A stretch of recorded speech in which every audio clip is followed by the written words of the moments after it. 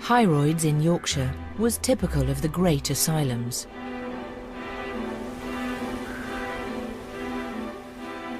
It was a village in its own right, with its own farms, a butcher, a bakery, even a railway station that ran right to the centre of the asylum. At its height, it held over 2,500 patients. It was just massive. You could walk round all day and never walk round all of it. I was in a place with the longest corridors I've ever seen. There were miles of corridor. A lot of patients were socially inadequate, not strictly speaking mentally ill, not disturbed with voices, not suffering from delusions, not showing any thought disorders at all, simply inadequate and couldn't cope. They weren't wanted.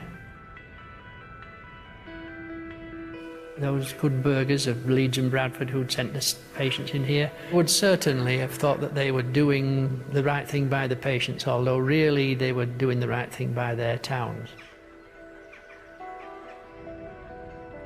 I think that word dumped, it's an awful word, isn't it? But you could think, and I think rightly, that a lot of patients were dumped here by their relatives, by the community. They weren't wanted, and Hyroids was a convenient place for them. It was not just Hyroids. Many of Britain's asylums contained patients who had been locked up for no clear psychiatric reason.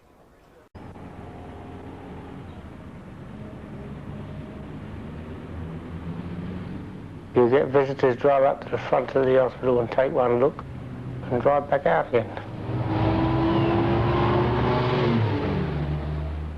After all said and done, this place is not everybody's cup of tea.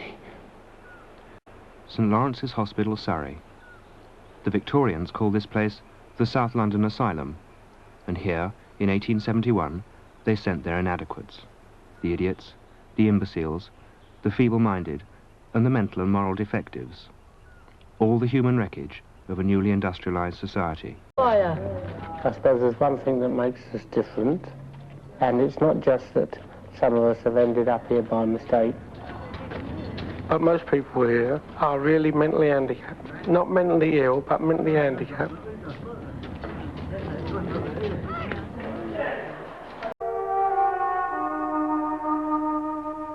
Bob Saunders was admitted to this hospital at the age of 5. He's lived here for the last 36 years.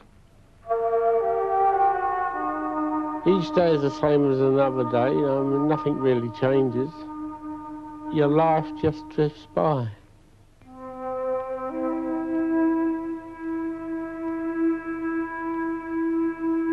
The size is colossal there. You notice it, especially if you go to the kitchens and laundries.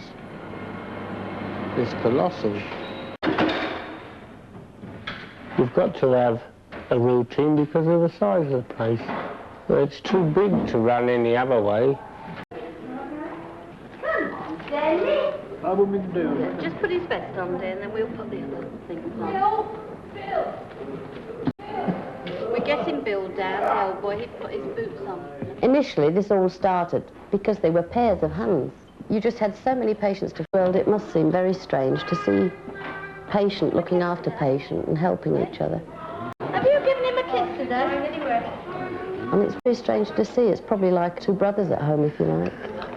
But then they do build up relationships. I think this is all they've got, some of them. Their baby or their boy. I remember Billy had another boy before that died. I think to fill the gap, he took over Geoffrey. He's looked after him about 10 years, and possibly his boy before that, another 10 years.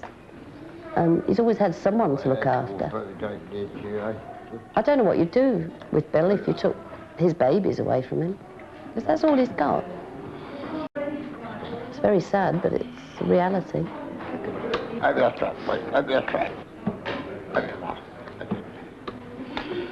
Bill's boy, Geoffrey, is an athetoid spastic. Although he's intelligent, he cannot speak, nor make his needs known by gestures. Geoffrey is imprisoned by his body, and such are the nature of his handicaps but he spends his life in the sunroom. Terry Green has spent his 50 years totally dependent upon other people. After 40 years in bed, he progressed to a beanbag, and there he stayed for another 10 years. Since Jean Williams has been on the ward, Terry has graduated to a wheelchair. I accepted it when I first went in there. And he was one of the poor patients that was for the veranda. Then this particular day we were watching him and he bent down and was trying to turn the little tiny wheel on his wheelchair. We've got a picture of Terry actually bending down, reaching for this wheel. He's obviously very intense trying to do it. He knows what he's trying to do. So we thought we will just try him. Right. Brian Kelly, who also, we accidentally found that he could manipulate his own wheelchair. We swapped wheelchairs. Sorry, he'll take them home. Put your hands. Go on, Terence. Good lad, go and get your books and Miss Piggy. Come on. Come on. Big push down with your hand. Push forward.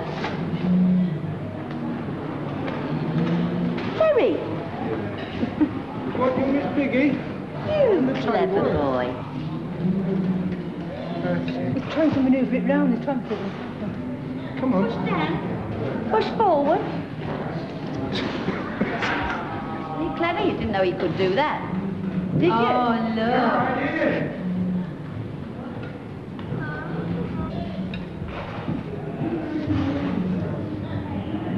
Clever boy. Good luck, Terence. Aren't you? Well. Where are you going to go now?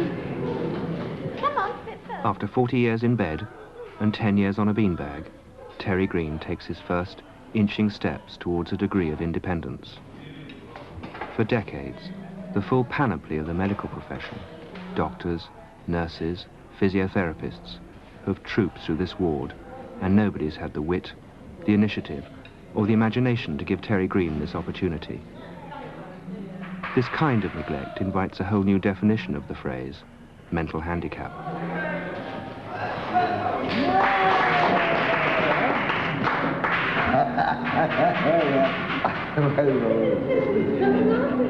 Two hours later, Terry was back in his own wheelchair, unable to reach the wheels. And today, 4 months later, Terry is still awaiting assessment for a new one. As I always say to the staff, treat the patients as you would like to be treated. And yet we're not carrying that out. I often sit and watch them all at night, you know. We have possibly, 15 wheelchairs in a row, and they're all sitting there naked. Then I wonder what they think, if they could tell me how they feel. It really upsets me at times, if I stop and think about it. But I just shut it out of my mind, you know. We have no option. But at the same time, we shouldn't be doing it like that.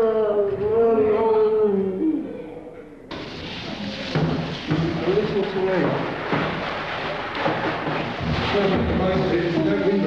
Nick, only because Leicester won once or twice. Yeah, only because they beat Manchester United. You know, it's... There's 25 to be bathed. It has to be a quick in and out. And never mind that you're human beings. At the moment, you're not. You're just another patient that we've got to get bathed and get into bed. Because the night nurse is coming on at 9 o'clock. You've all got to be clean and washed and in bed.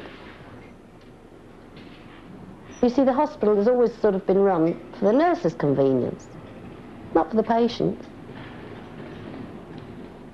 A statement like that has profound implications for the people who live here. For if they cannot make their needs known, then they're at the mercy of those in authority over them. If this hospital is run for the staff and not for the patients, then it is not surprising that life for the patients here has been described, even by the hospital management, as an affront to human dignity.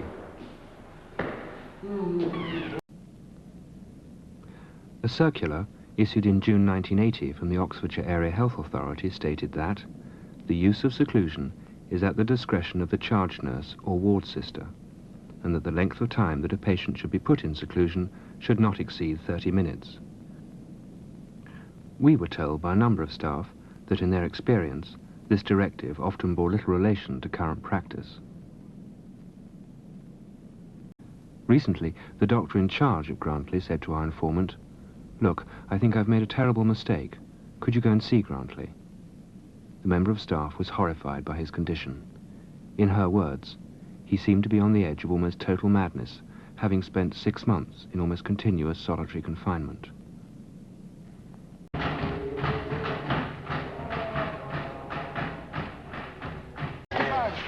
One of the most distressing aspects of this type of care, which even the hospital admit is purely custodial, is the effect this work has on nurses, particularly young staff. The gap between their expectations and the reality of ward life can be devastating. Dave Parsons worked with these patients on Laurel's ward as a student nurse for 4 months. When you've washed and breakfasted everyone in the morning, what can you do with patients that haven't, the many patients left on the wards? You, I don't think, could survive. We haven't got the nurses to supervise them. They would break the ward to pieces. I mean, they're bored, they've got nothing to do. You haven't got enough nurses to cope with them. You've just been through the experience of trying to wash, bathe and feed 20-something severely ill people between 3 of you. Your nerves are already, you know, you've had enough. You've got to relax at that point. I don't see how you could keep going for a 12-hour shift under those conditions. And so the answer has become to use the compounds to open the doors and say, right, go out there and entertain yourselves. But I don't think you're conscious of what you're doing when you're doing that. I mean, obviously, if you work on that ward, you have to do that. You have to, at one point, be the person that pushes someone out the door and says, go play all day, and you have to be the person that callously goes back and has a cup of tea. I mean, how do you do it? That must be something that people ask.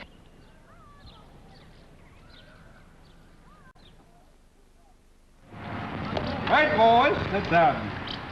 I think it's important that when you see the charge nurse taking those patients out of that compound, that I don't think you point the finger of guilt at him. He's been told by society that that is the way society wants to treat his mentally handicapped. It'd be absurd to think that you could in any way provide care or some sort of relationship with possibly 2 or 3 nurses on that day. You can't begin. There's no point beginning. It would be pathetic to begin. But you can't explain to people that you've been forced into this situation whereby you're consumed up by despair and you've given up. Maybe the public will say, well, I wouldn't. I'd walk out. But I can assure you that they would stay. They would. So many nurses did stay, and not just. And they are good nurses when they arrive. There's nothing wrong with them. They're not some sort of unfathomable sort of rubbish that the earth throws up specifically to be mentally handicapped nurses. In fact, they're probably some of the best, most caring people around. That's why they responded to those wonderful adverts. You know, they wanted to do a caring profession, but they're in this situation whereby even if they want to get their qualifications and work in hostels and do their job, they've got to get through this. And to get through this, they've got to do today's work. And they've been told to do these things, and you're not doing it to someone, you're doing it. It hurt me to do it, and I think it hurts everyone, but I think with time, you get used to it. I think with time, a soldier gets used to killing people.